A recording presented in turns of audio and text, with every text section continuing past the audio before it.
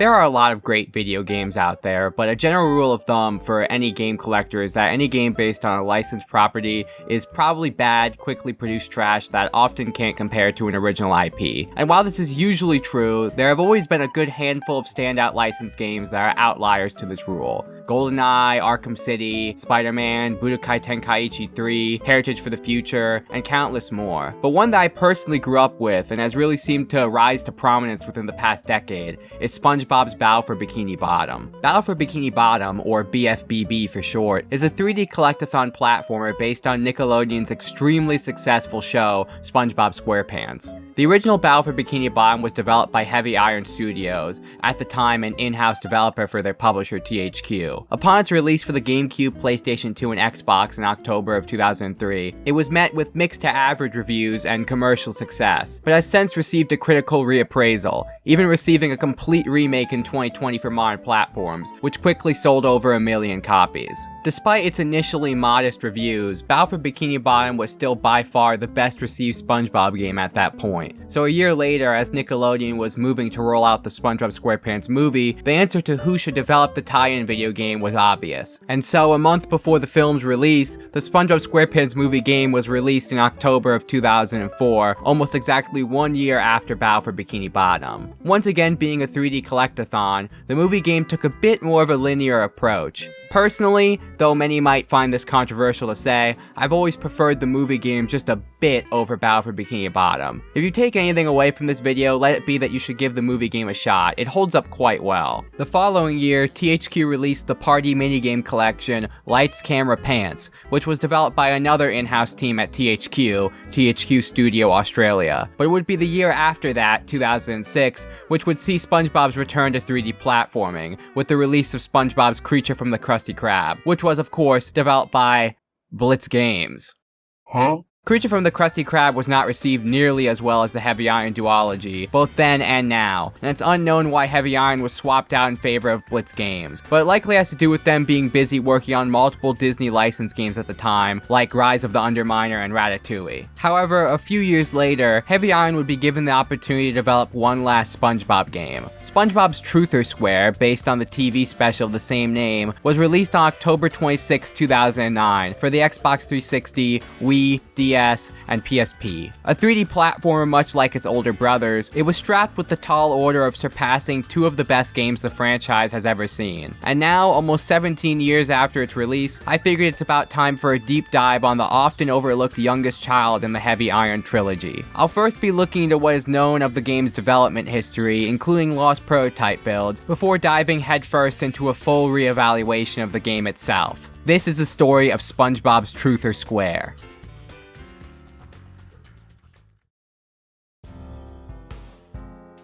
Truth or Square likely began development in 2008 under the name SpongeBob SquarePants Happiness Squared, targeting a fall 2009 release window for the Wii, DS, PSP, and PS2. Those familiar with Truth or Square's finished product will recognize that there was no PS2 version. Instead, it was released on the Xbox 360. Interestingly, a leftover INI file in the Wii version mentions a PS2 profiler, further confirming the existence of a cancelled PS2 port.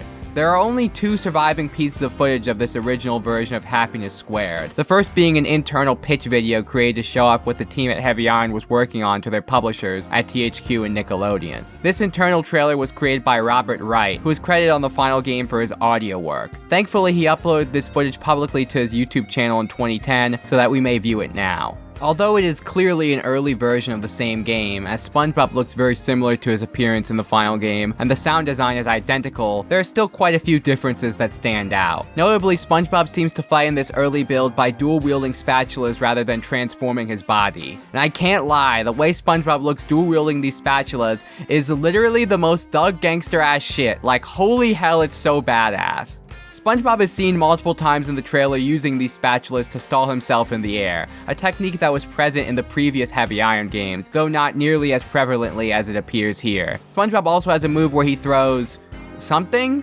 It may be a hockey puck, could be a pretty patty, I'm not really sure.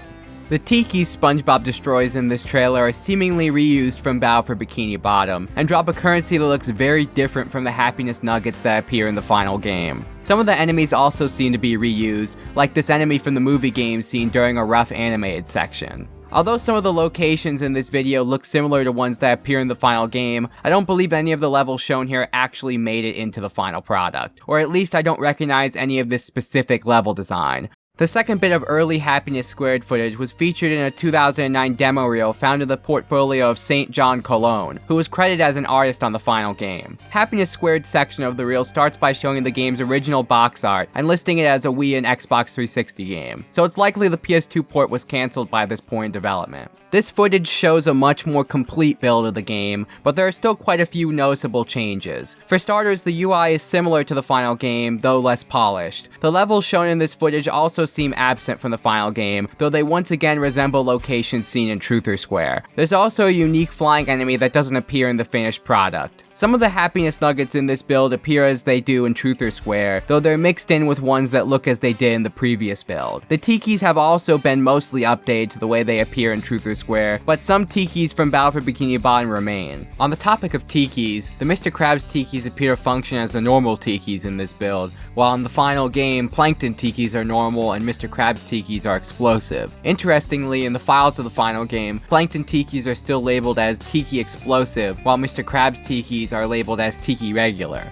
In terms of moveset, it seems SpongeBob's ranged attack is gone, as there's no longer any footage of it, and his dual-wielding spatulas are unfortunately also absent in this build, instead attacking the same way he does in the final game. Sometime after these builds, Heavy Iron would rename the game to its final title of SpongeBob's Truther Square. Someone from the Lost Media Wiki reached out to Heavy Iron regarding this name change and got a response from someone simply named Lyle. This is likely Lyle J. Hall, the president and CEO of Heavy Iron Studios. Lyle confirms in this email that Happiness Squared and Truther Square are indeed the same game, that the name was simply changed near the end of development to coincide with the release of the TV special of the same name. Additionally, on the first Happiness Squared video, someone left a comment speculating that Nick wanted the name change and not Heavy Iron, and this comment was favorited by Robert Wright, so it's likely this name change came at the request of Nickelodeon. Truther Square would be officially announced on May 21st, 2009, 18 days before that year's E3, at which it was exhibited as a part of THQ's booth. I was able to find a few photos of THQ's E3 2009 booth on Flickr, like this cool game demo pod thing they had, and 2 different shots of the banner they had up featuring Truther Square, among a few other games. After much searching, I was also able to find exactly 1 photo of Truther Square's demo on the show floor, taken on the second day of the event by one Mr. Josh McConnell, of which he wrote in its description, "THQ guy playing the game he's assigned to alone, wishing someone cared about SpongeBob. Ha." Truther Square's announcement and showing at E3 would bring with it a trailer, which I have fond memories of watching over and over again on Nickelodeon's website back in the day. This trailer is only 30 seconds long, but you can tell the game was in a mostly finished state at this point, though it still lacks the final UI, and one moment in the trailer shows a Krusty Krab themed level that ended up being cut from the final console releases of the game. Truther Square would end up releasing to little fanfare. I could only find one major publication that was willing to review it at the time, being the official Xbox magazine in their January 2010 issue, where Corey Cohen wrote, "Even between crocodile tears, our poorest little pal radiates pure joy, and you just have to smile." The smiles are scarcer in this 360 adaptation though. You're roaming over long levels, saddled with a sometimes tricky camera and falling to your death way too often if you're not careful. Die-hard fans may enjoy all of the familiar faces and cameos in this $40 budget game, but a few hours was too much for us. The verdict, 4.0. Huh, that doesn't bode well. But so what? Reviewers have been wrong before. Need I pull up the photo of IGN giving God Hand a 3 and Imagine Party Babies a 7.5? That score doesn't mean anything to me. It's time I judge for myself, once and for all, whether Truther Square deserves to stand with the best or not. Before we get to the review, I have 2 things to share. First, if you're enjoying the video, please consider leaving a like and a subscribe. Not only does it help the channel, but it's also a big morale booster for me. Second, and more importantly, if you're watching this video around when it came out, then you should know that I'll be attending Too Many Games this year in Oaks, PA, which is being held at the Greater Philadelphia Expo Center from June 26th to June 28th. I won't be doing a panel or anything, but I'll be there with Mimi Yori, who will be having a signing booth on Sunday, so please come visit if you're interested. Thanks and enjoy the rest of the video.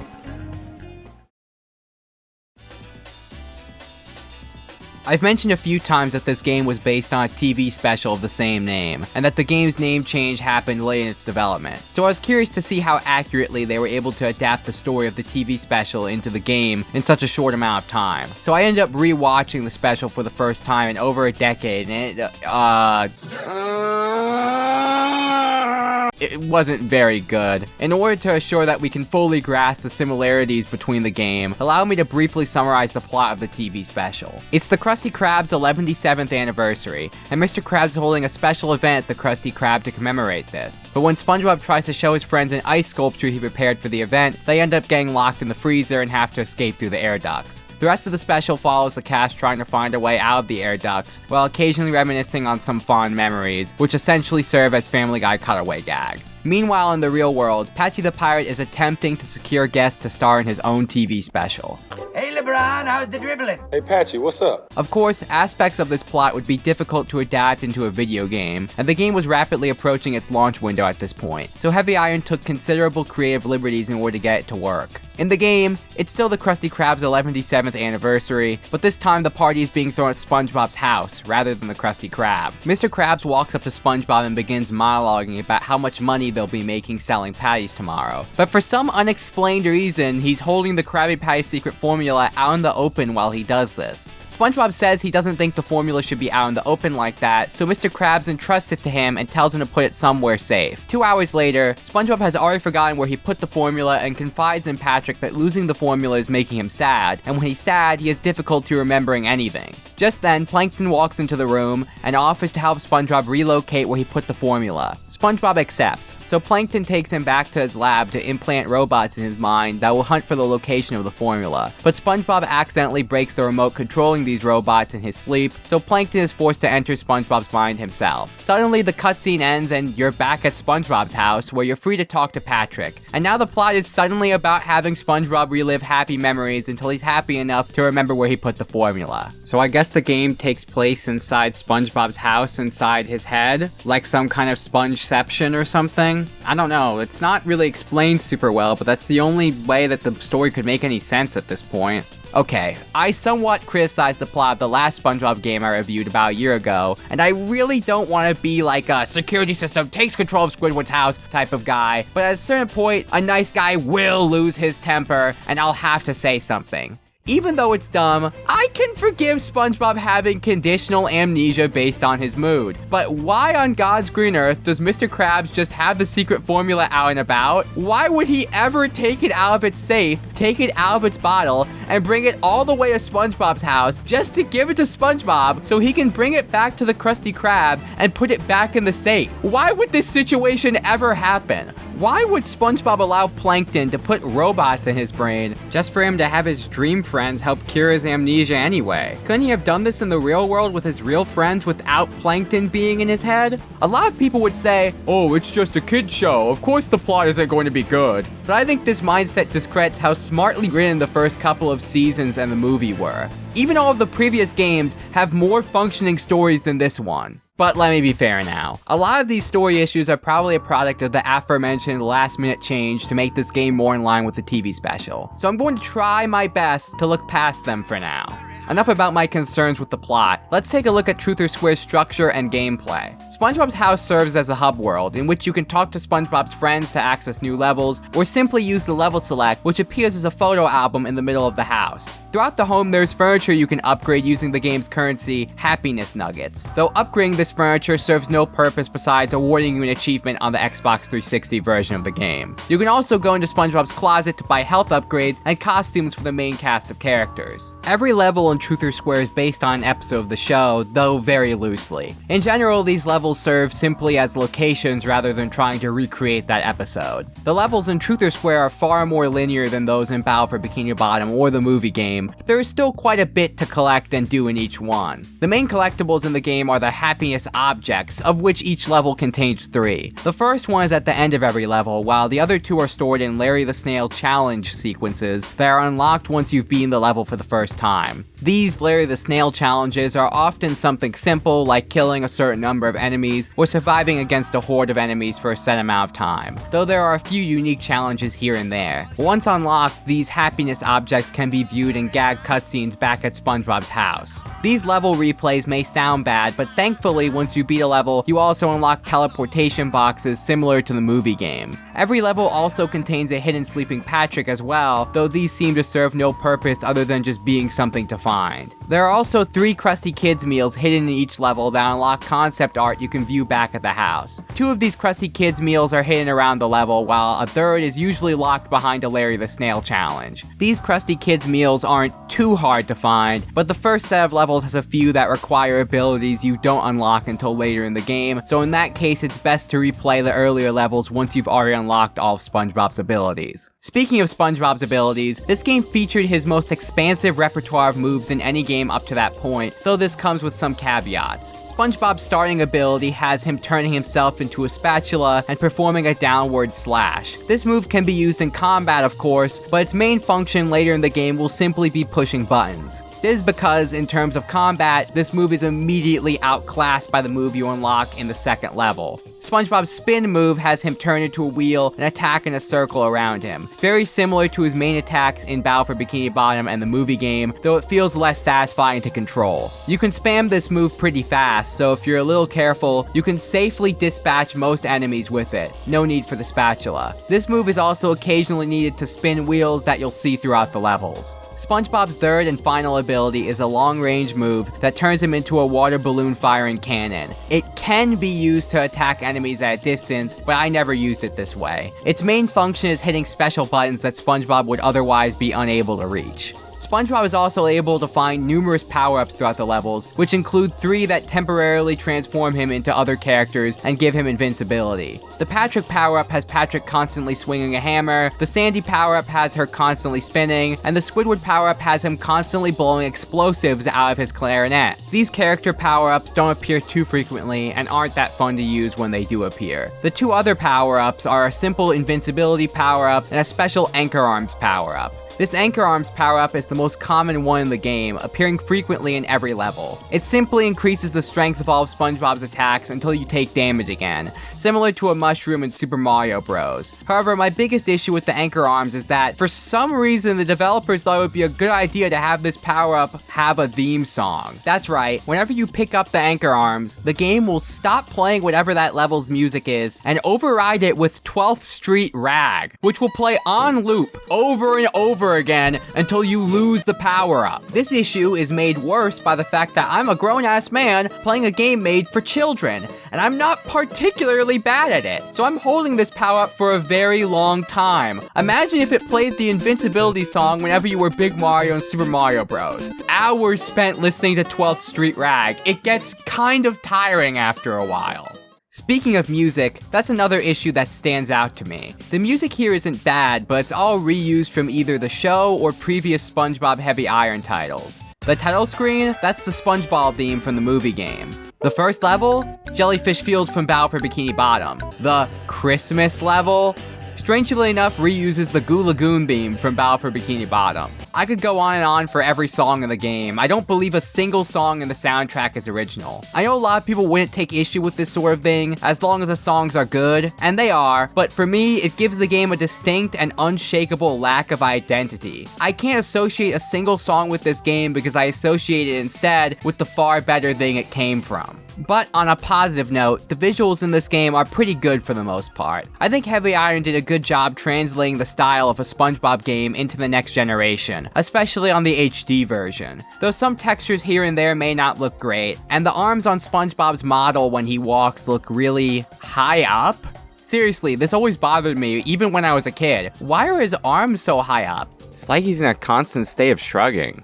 That's about it for the meat and potatoes of Truth or Square. The gameplay loop is fairly simple. Play a few levels, fight a boss fight against a robot version of one of SpongeBob's friends, then play a few more levels. Repeat until the game is over. This is a very similar gameplay loop to Battle for Bikini Bottom, even down to the fights being against robot versions of SpongeBob's friends, but everything else here is just less interesting. The whole game can be beaten in about 4 hours and 100% completed in about 8, which might be a good thing because after a while, the game starts to feel pretty repetitive. Platforming in this game feels decent, not quite as good as the other Heavy Iron SpongeBob games, but it's serviceable. The problem is the overwhelming amount of combat sections throughout the levels. I mentioned earlier that SpongeBob has his most expansive moveset yet in this game, but devil may cry, this is not. The gameplay is still just that of a basic 3D platformer. I suppose I should cap off by revealing the ending to this amazing story. I'm sure you're all dying to know. When you're ready to enter the final boss, you can talk to Patrick in SpongeBob's house. SpongeBob will tell Patrick that he's 99.9% sure he left the secret formula somewhere in the Krusty Krab, though he's not exactly sure where. SpongeBob then suddenly wakes up and remembers exactly where he left the formula. He locked it in the safe in the Krusty Krab. It's then that Plankton reveals he was, of course, evil the whole time, and waiting for SpongeBob to remember the location of the secret formula so he could go and steal it. Also, he has a giant robot now, and he's destroying Bikini Bottom with it. One overdrawn final boss fight later, SpongeBob has blown up Plankton's killer robot and meets with Mr. Krabs at the scene of the fight.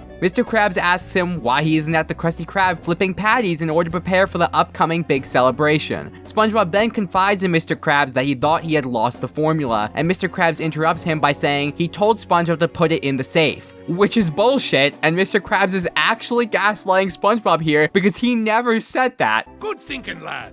Here, take the formula and put it somewhere safe. I told you to put it in the safe! But hold on. I'm getting ahead of myself. Let me just finish the cutscene. SpongeBob and Mr. Krabs go back to the Krusty Krab, only to find that SpongeBob was misremembering and he actually hadn't put it in the safe. SpongeBob starts to freak out until he realizes that the formula was actually in his back pocket the whole time. But wait, that's not the secret formula. That's actually Mr. Krabs' lottery ticket, and the real formula was actually in Mr. Krabs' back pocket the whole time. Ha ha ha ha. The end.